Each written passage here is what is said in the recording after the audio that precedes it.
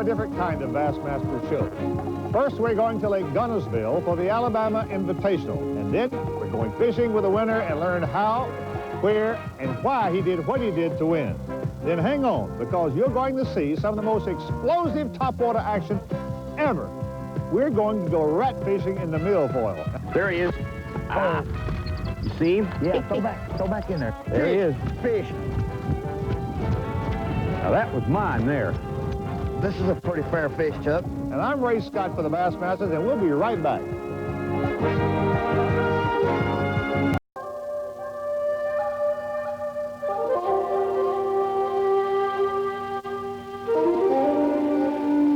Lake Guntersville, a 69,000-acre impoundment in northeast Alabama on the Tennessee River.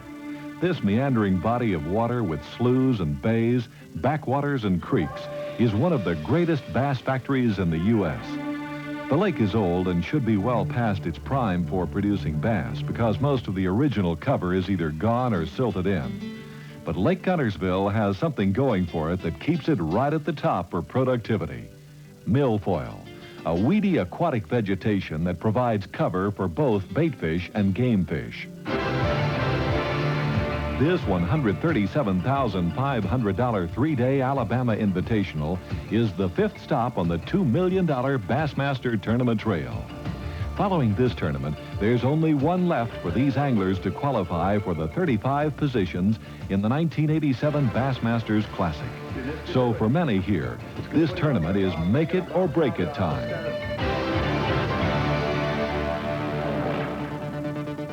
It's spring in Alabama. And while there are still some bass on the beds, most of the fish being caught are in a post-spawn pattern, staging off the points and humps and channel banks in the milfoil. Most of these anglers are fishing submerged milfoil. The weedy growth sinks below the surface during the winter and then starts growing toward the surface in late spring and early summer. Although Tennessee's Charlie Ingram is pulling in the bass, his 21-pound 1-ounce stringer will be 1 pound 13 ounces lighter than first-day leader Ron Shearer's bag of bass.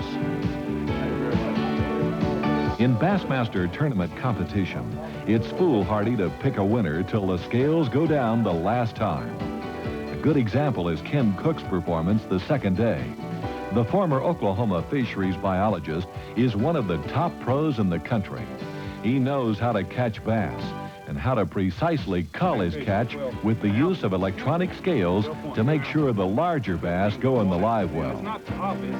Cook's catching and culling Thursday allows him to weigh in the heaviest string of the day at 16 pounds 6 ounces and moves him from 12th to first place the second day.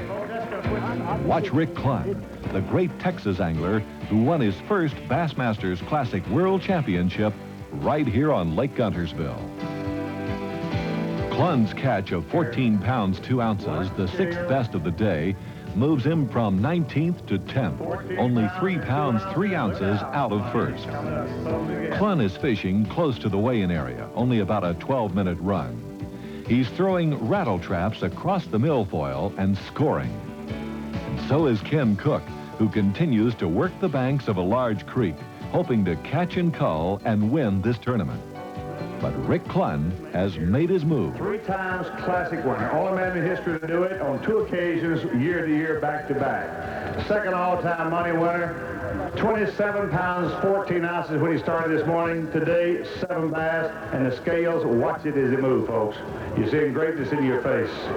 14 pounds, 8 ounces. 14 pounds, 8 ounces for Rick Clunn. Let's give him a good hand. Rick. What is it, man? You got magic. Let's talk about it later. I know you want to get off here. You're nervous that you're sitting there doing this. He's watching that scoreboard. This tournament's 254 contestants put new numbers in the BASS record book. The most number of 7 bass limits ever caught in an invitational, 387. Second in most bass ever caught, 4,152. And third in most weight caught, 5,916 pounds and 7 ounces. The weight to determine the winner is short. Rick Clunn has won the Alabama Invitational and also set yet another record here at Guntersville. His $32,000 victory moves him into first place in the all-time BASS money standings with more than $317,000. Stay tuned as we go fishing with the winner and learn why and how he did what he did to win this tournament. The Bassmasters will be right back. Not only is Rick Clunn the all-time BASS money winner, he's also the only angler to win 3 Bassmasters Classics, the World Championship of Professional Bass Angling. And in 106 Bassmaster tournaments, he's finished in the money 79 times. That's almost 75%. Rick Clunn is a pro's pro. Yeah, this is a unique area. We've come out here we're about 12, 15 minutes from the weigh-in site.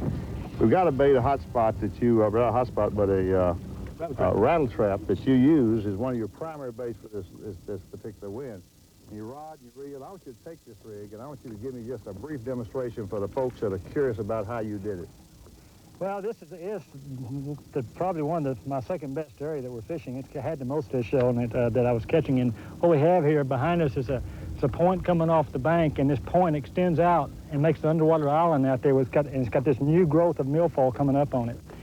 And these fish are in what I call a post-spawn stage. There's some of them spawning and some in the post-spawn. What I'd do in the mornings, I'd start this milfoil you can't see, so you have to see it on your depth finder. You'll see it coming up here. So in the mornings, I'd start on the outer edges of it with the rattle trap, and then I'd catch my fish out on the outer edges. But about 10 o'clock, that sun would get up and the water would get hot, the fish would actually move shallower, and I think that's what threw a lot of people off. They move up right on top of that hump out there and on top of those points. And so that's when I'd catch my better fish, when they moved up shallower, and I think a lot of people were backing off then when it was getting hot in the afternoon. But as you said, the milfoil is all within about 3 to 5 foot of the surface, and it's which I'll probably show you some different varieties of it here as you see. That's what we're looking for right there. It's what's hanging on the end of that lure. But every time you get that, about maybe 20th time you'll get a fish. There's been a ton of fish right here off this point, and I'd come in here and try to get a limit every day, and then go jump straight across the other side there and go for my bigger fish. How long did it take you to catch that limit of bass this morning when you came out here? I had a limit by 9:30 this morning, and first morning I had it by about 8:30, and then of course, as always, it gets progressively a little harder to get the limit. Why is that? Well, mainly because you're putting pressure on the fish, and it always changes a little bit, and sometimes you sit there and go right back to an area that you've already caught all the fish off from, and then you got to readjust and go to your second area and to start getting back into the fish. And so this point that you're fishing, Ricky, the milfoil is growing from the bottom up to just a few feet from the surface, and you're running that bait up above, just on the very top of that milfoil. Am I right? Right. It's all I try to do is, this is a high-speed reel, and I try to start it, and then I try to get I can feel the rattle trap vibrating, and I want to start feeling it just every once in a while tip that milfoil. And if I feel like I lose the milfoil, then I'll slow it down and let it drop back down. And a lot of times when you slow it down and it starts to fall a bit, it's when I'm been getting the strike. Sometimes you jerk just because you're not sure what it is. There's a lot of milfoil out here. By the way, what's your feeling about milfoil? And this is a very old reservoir, and milfoil has kind of crept in the last 15 or so years, and it seems like the fishing has become better. What's your attitude about milfoil? Well, I'm a very avid fan of catch and release and proper management, but I don't think all the catch and release in the world and all the proper management and money spent in that area in the world is any good if you don't have good habitat. And in old lakes like Guntersville and a lot of our lakes in the country, there's only one habitat that really seems to hold its own and gives the proper amount of habitat, and that is aquatic vegetation. And that's why Guntersville is as good as it is. It's probably one of the best lakes as far as quantity and quality of fish in this part of the country, and it's due to the milfoil. The only other type of cover they have in this lake is old stumps, and there ain't too many of them left. They've silted in and rotted out, and without the milfoil, unfortunately, you wouldn't be the fish, you know. So I think ooh, now that was fish. But I've been doing that quite often in the tournament. Fortunately, I really thought today, the first fish strike I had today was a fish that I thought would go 6, and Jack made me, I fished with Jack Chancellor today, and he made me feel worse. He said he'd go 8 or 9. But she jumped and survived the jump, but then she dove into the grass and came off. And so I had a lot to come back this morning. It took me about an hour to recover from that fish. Slowly but surely, the fish started to come, and this afternoon, you know, I finally caught my last 2 little ones. Stay tuned for some heart-stopping action as the Bassmasters take you rat fishing in the milfoil. We'll be right back, you hear? The milfoil has grown up and is at its peak along the surface, creating a thick, almost impenetrable mat. The lake is being drawn down to winter pool, forcing the bass to leave the shallow bays and coves and move to areas nearer deep water. Heavy milfoil areas like this one next to the main Tennessee River channel. As you can see, the vegetation is dense and practically impossible to get a lure through, unless it's the rat.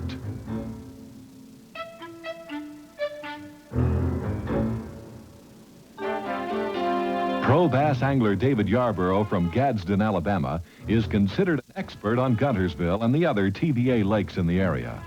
While he catches bass here year-round, fall is his favorite time because it's rat time. And the way his favorite lure came to be is a story in itself. A good friend of mine, Lloyd Talent, came up with the idea of being able to get back into these areas to fish. He had to have a bait to do that. So he had invented this bait some 10, 12 years ago, and the bait is just unique in that you can fish it around anything. I tell you, it's unbelievable. I've never seen anything like it where it'll go through. You know, usually people stay away from this kind of stuff, even though they know the fish are in it, you know. Sure. When this moss started growing in here, we didn't have anything that would work on top.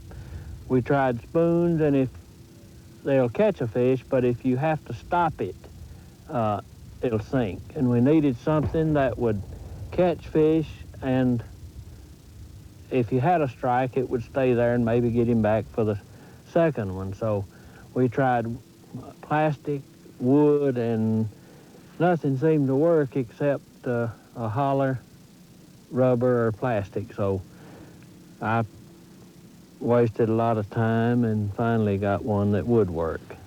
And now I have this size plus about 2 larger and 1 smaller, and a popper. So, and they work real good. And the reason it's called a rat is because it looks like a rat. Well, that was, you know, his primary concern was, and the idea came to mind that he fished in this particular area in Guntersville. These big fish would get in the hot summertime, they would get back and get under this matted stuff, and A lot cooler under it. yeah, right. And there's a lot of holes and stuff back under it. Where we're seeing the top is just laid over, there's a lot of holes back in it. And you could not get a bait in there to where those fish were at. So this idea came to mind to him, and it's just a unique bait. Well, those weak of heart shouldn't fish it, should they? No. There's no question the rat can crawl its way across the thick, dense milfoil. And there's no question that bass like topwater critters. The only real question is whether an angler's nerves can handle it when the bass decides to dine on the rat, like here.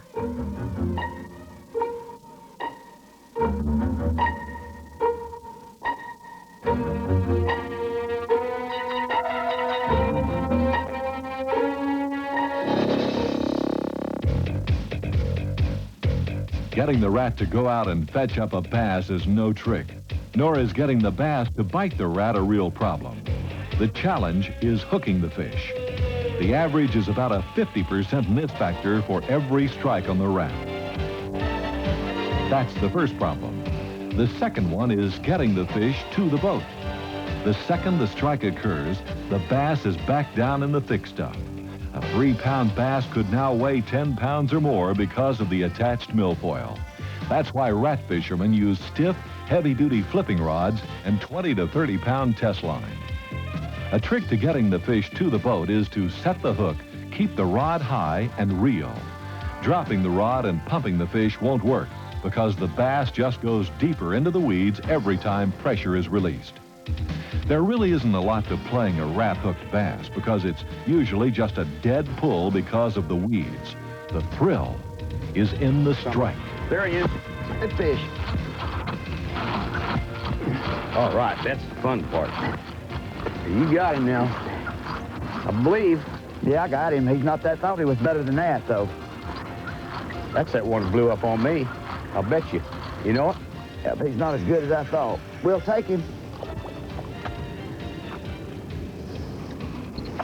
Thought that fish weighed 4 pounds. I did too when he first come up. Get He him, missed Chuck. it. No, he missed it. He missed it. See, it's still sitting there. We'll just let it sit He there missed and it. twitch it. Let me turn the trolling motor around. He sure enough, he knocked it clear out of the water. Isn't that something? See, that's what we've been talking about all day long about.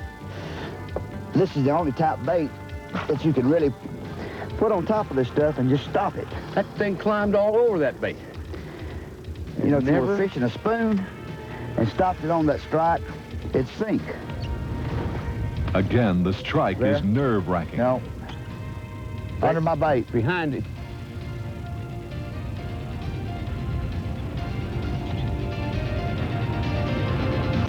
Fish. Decent fish. Mine hit at the same time. Now, that's not the fish there, Chuck. It hit me just a that's minute not ago. it. You see the one come up under mine at the same time? Oh, yeah, this is a little bit better fish, Chuck. Yeah. Yeah. Hold him up. Oh, yeah, you bet. Pretty, ain't he? Yep. Look at that bear. Look at the girth on that fish. Fat. Oh, fat. Fish go 3.5 pounds, maybe. Mine raised up, never would hit it. And when the bass get into the rat-eating mood, there's action. Got him? Yeah, I got it. Good? I can't tell. Oh, yeah, pretty good. Pretty good Pretty fish. good. Pretty good fish, Chuck. Keep him up.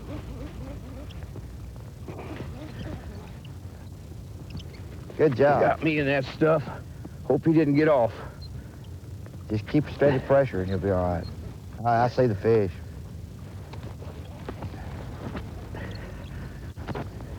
He's not bad, is he? No, he...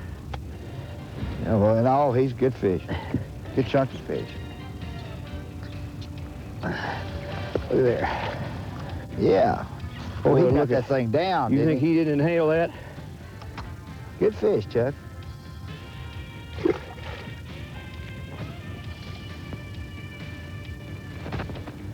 Way to go. Fun. The rat strikes Again. again. Put some more cheese on it and send it back out. But again, the 50% miss factor. There you got him. All right. It's a good one?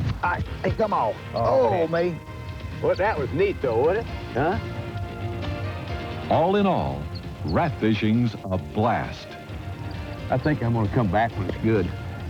You know what? You think you are? Yeah. Mm-hmm. Okay. Yeah, let me know when they're biting and I'll be back. Okay. Well, I want you to come back. But I don't want to come back when it's slow like this. There he is. Good fish. Yep. Good fish. Look here. Good fish. Keep him up. Way to go, Chuck. I don't know how big he is, but He's solid.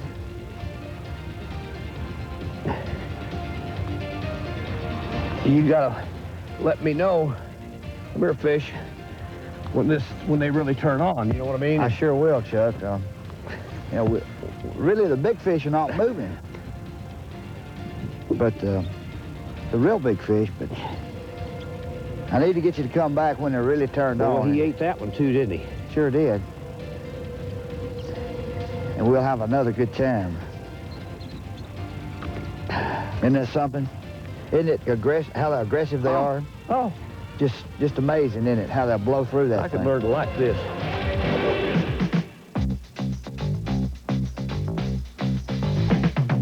And now it's time for the Pros Pointer, the how-to section of the Bassmasters, brought to you by AC Delco. A rattle trap is basically it's actually a crankbait. It doesn't have a bill, so it confuses people. The bill is actually the shape of the head. The real key to the rattle trap, or the hot spots type baits, the hot spot was the original, is that And to me, the best place for it is in vegetation. And the reason is because you can control the depth of the bait a lot better than you can most crankbaits, and it doesn't get fouled up as much. You can throw the bait out there, and if the grass is deep, you can drop your rod down here and slow it down. If the grass is shallow, then you can keep your rod high and speed it up. And so you can, and then until you just tip the top of the grass. And then if I lose it, then I'll drop it down until I start tipping the grass again. I just want to nick the top of the grass, and that's the real key to the rattle trap. It's not a hard bait. It casts easy in the wind, so it's not a hard bait from that point of view. Knowing, like any tool in fishing, knowing where to use it is really the key. What you see me jerk there is not strikes. What I'm doing is actually hitting milfoil and trying to pop it through the milfoil. A lot of your strikes will actually come when you hit the milfoil, you hit it and pop it through, and when it bursts free, the fish will sit there and eat it. Nothing's going to put a snag. To Rick Clunn for his win. He's a great champion. Next week, we'll be at the Super Invitational on Kentucky Barkley Lakes. Not only will the pros be fishing for big bucks, this tournament will decide who makes the Bassmasters Classic and wins Bass Angler of the Year. It's a real shootout. Don't miss it. For the Bassmasters, this is Ray Scott, and we'll see you next week.